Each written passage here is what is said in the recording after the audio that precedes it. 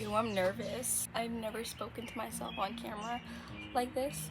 I mean, I have. I speak to myself on camera all the time. Do I make eye contact with y'all? I dropped my other camera. I have to stay extra still.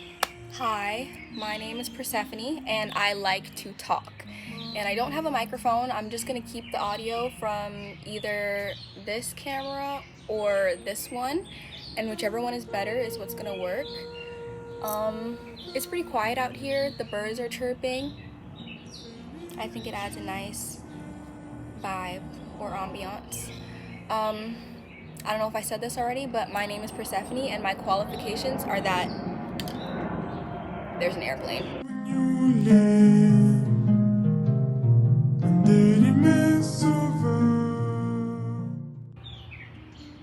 The airplane's gone now. Okay. Hi, my name is Persephone, and my qualifications are that I wear glasses. And people who wear glasses never lie. I don't want you guys to see that I'm recording on a big ass iPad, so I'm gonna keep my glasses on my head. I didn't know what to wear. I was gonna wear this dress, but you can see my nipples. I was gonna wear this dress, but I guess since I'm on my balcony, I'm gonna wear a robe. And I was gonna go to the park, but it's pretty cloudy outside today. You can't tell, but it's pretty cloudy and wet outside, and I don't really feel like getting wet because I typically sit in the grass. So why are you here? I have a spam TikTok, and I like to talk on it, and my friend commented that I should make a YouTube channel, and I was like, shit, sure, I'll make a YouTube channel. So I'll make a YouTube channel. I never knew what I would talk about. I never knew what I would talk about if I made a YouTube channel, because I like to think that none of the things that I think are original. I like to think that they've all been thought before, everyone's done it before, and I guess it could make me feel like I'm not special or like I'm not unique, but it more so makes me feel like I just got a notification on the other camera. The other camera stopped working. But anyways, I've always thought that none of my thoughts are original, and it kind of makes me feel less alone and not like I'm not special. I don't know what this YouTube video is about. I just thought I'd get on here and yap, give some context as to why I want to start a YouTube channel, and maybe what the TikTok was about itself, so that it all leads back to something. But okay, I remember one time in high school I was getting into it with this one girl that I was talking to. Anyways, so in one of the conversations that we were having, she said something like life lesson. Like she said, oh, I did what I did, and that's a life lesson. And at the time, I was more harped on the fact that she called me naive, because I felt like that was just like throwing shots. I didn't even call you out your name. I didn't do shit. You calling me naive, bitch, you weird. You did some weird shit, and now I'm the dummy, bitch, you weird. But I'm not trying to get mad at that, because I honestly don't give a fuck anymore. I don't fucking care. Like, that shit happened 4 years ago. Anyways, so at the time I was more harped on the fact that she called me naive. But now I'm more harped on the fact that she said it was a life lesson, because truth be told, I was naive, I was dumb, I was delusional. I don't know if you niggas have ever been 16 before, but it doesn't come with that much forethought in anything. Positive or negative, I don't really care about teaching other people anything, because I'm not a teacher. I'm not a multi-dimensional, all-seeing eye. I don't know what's going on just as much as you don't know what's going on, maybe. We're all lost. And it used to bother me a lot that I knew nothing. I used to feel really incompetent, and that I was so far behind other people, and that they were catching on to something that I just wasn't. Oh my gosh. I don't know if those were birds or butterflies, but you're supposed to make a wish on the first butterfly you see, and I haven't seen any butterflies yet. But the more I tried to know, the more I realized I didn't know. I don't know anything, actually. You try to understand something, and then there's just more context and more context and more context until you get down to the fundamentals, the building blocks of the universe, and even those are widely debated. Even those, we don't know what the fundamentals of the universe are. Ain't that crazy?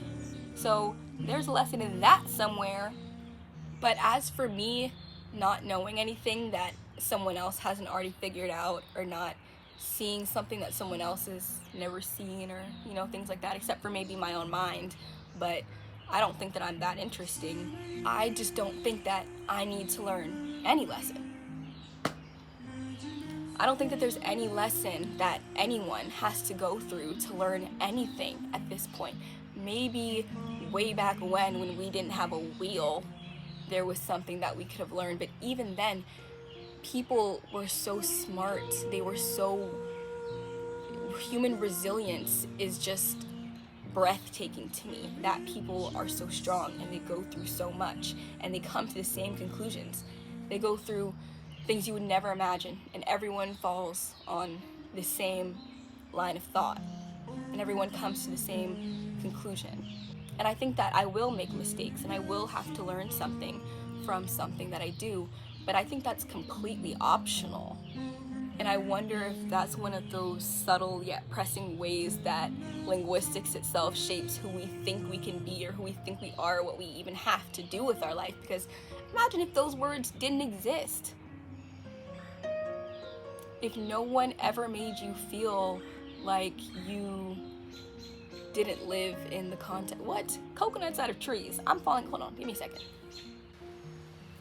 If anyone didn't make you feel like your mistakes or the things that they did to you, you had to go through, or that you deserved, because I don't think anyone necessarily has to go through anything. I think it's amazing that things are random and they just happen to people. It's raining now, see? I'm glad I didn't go to the park. I can also totally see that this negative self-talk where we blame ourselves for the bad things that happen to us is just sort of a byproduct of capitalism or whatever. Everything is a byproduct of capitalism. I'm tired. I'm getting super off topic. I don't know what this YouTube video is about. Here's what the TikTok is about though. I was basically talking about how nobody surprises me anymore. I used to be an incredibly delusional and naive person, and the rain is getting so loud. It took a lot, but I can genuinely say that I am no longer a naive person. I am no longer delusional. I don't know if this is the effect where you speak things until you believe them, but it's how I feel. And the more people that I've interacted with in deep and intricate ways throughout, the first year of my adulthood, I'm only 18, for myself how simple people's reasons for doing things are. The actions themselves that lead to the conclusion may be complicated, but the reasoning is usually pretty simple.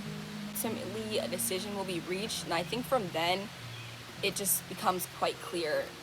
The saying that hindsight is 20/20, that's another one of those things that make me think that I've never thought anything original, because there's a clear phrase to describe exactly what I'm talking about right now.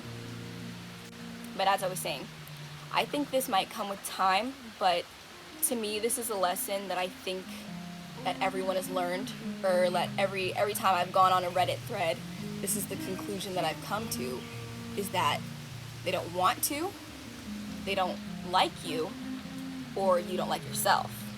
Those are the three things that things usually boil down to. They aren't changing because they don't want to, they aren't doing this because they don't like you, and you aren't changing because you don't like yourself to see yourself in a better place.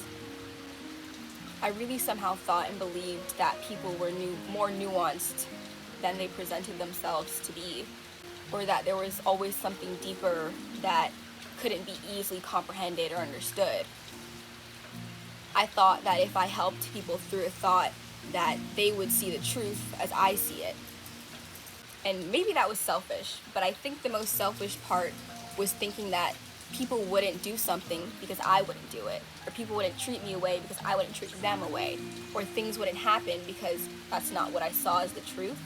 And it was that sort of cognitive dissonance that I was constantly sitting with. that sort of uncomfortable feeling of, ain't no fucking way, bro.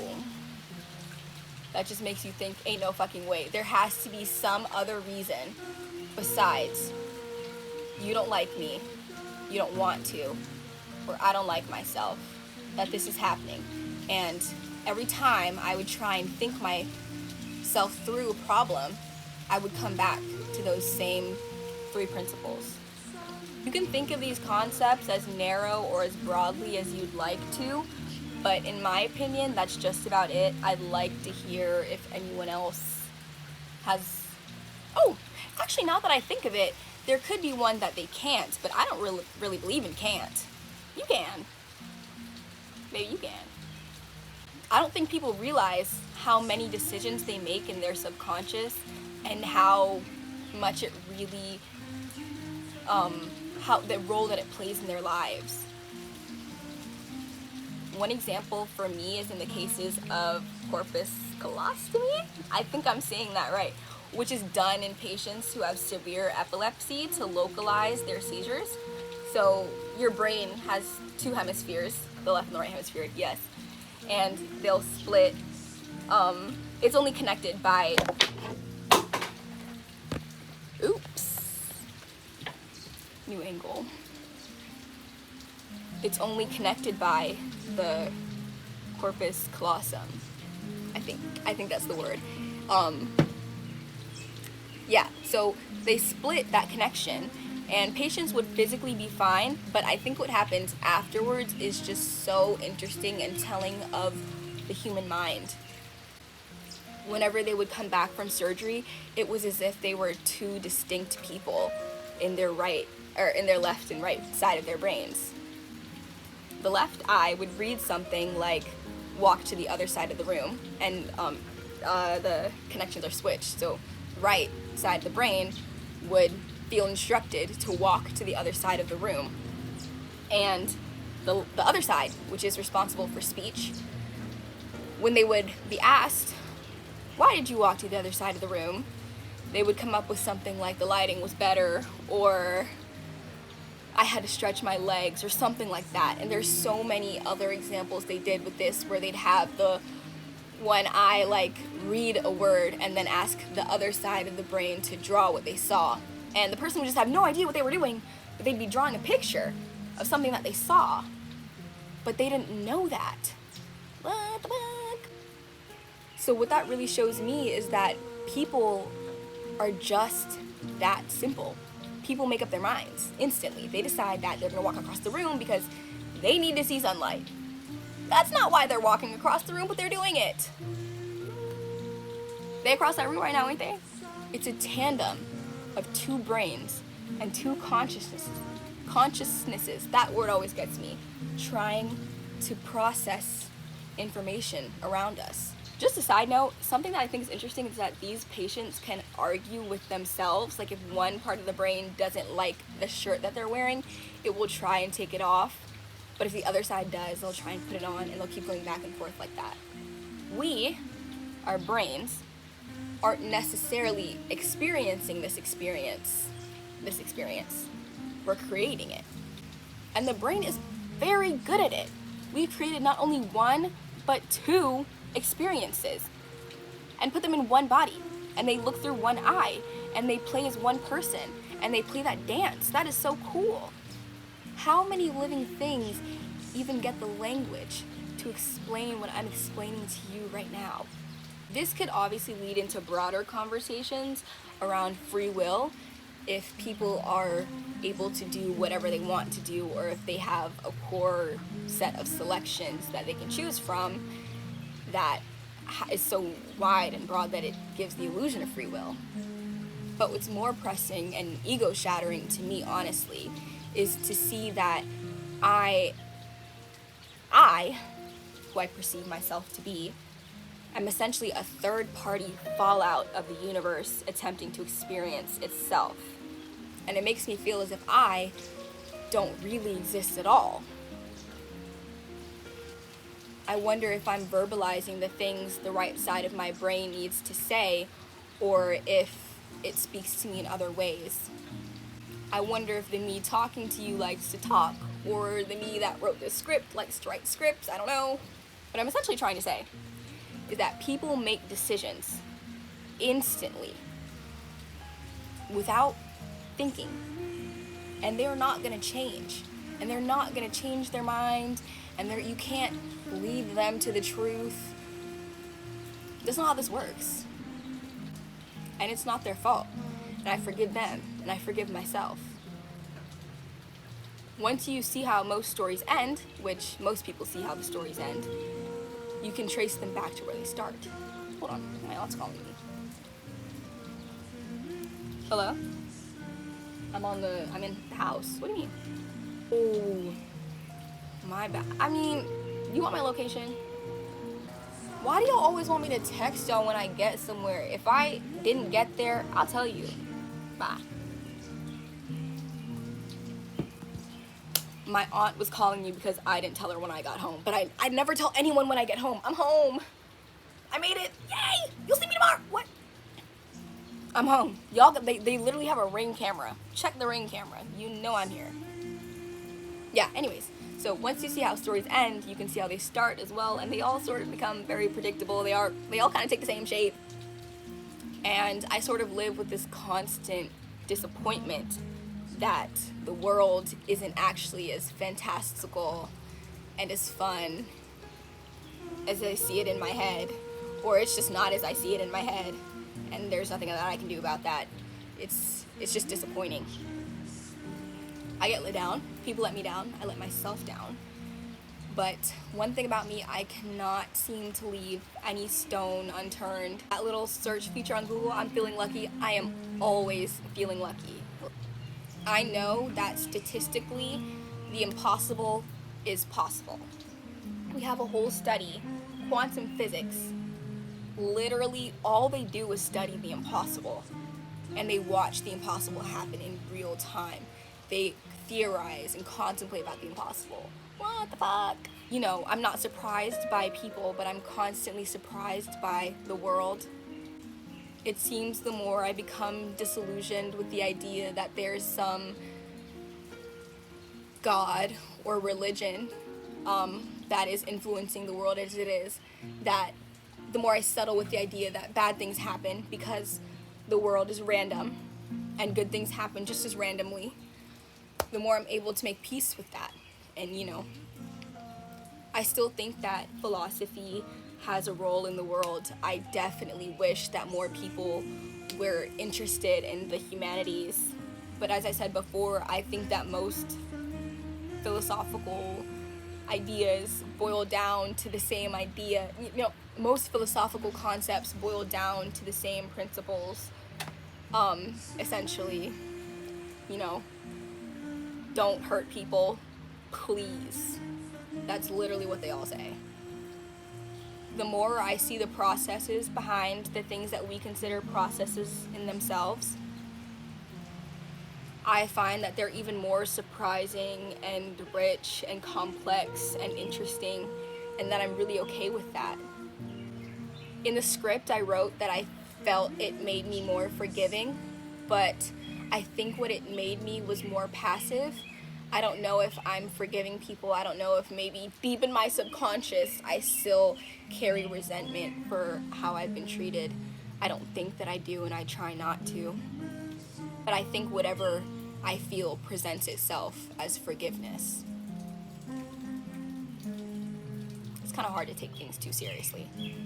Whenever people hurt me, I think that's a mistake somebody else made. I must be dumb. I must be naive. They must be like, I must be everything they think I am if I fell for that shit. And sometimes I will make a mistake over and over and over again because I like it and it feels good. But I think the worst thing you could do is be ignorant. Ultimately, I think that this experience is real because it feels real, and I think that's what matters.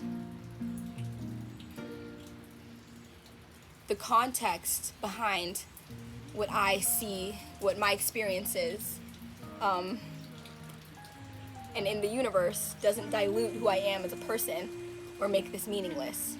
And I'm not sure what the meaning of all this is, but maybe there is one, and if there isn't, I'm sure I could make one up, because hella people have made one up before.